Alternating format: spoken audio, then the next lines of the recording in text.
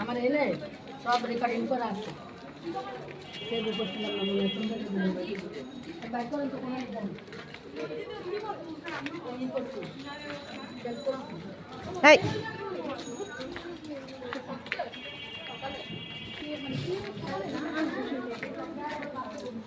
আমাদের পাশে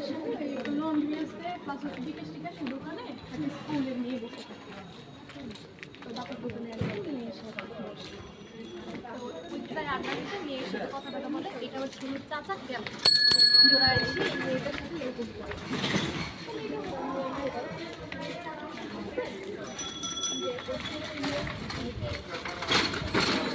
ওদের দুজন এরকম দুষ্টামি করে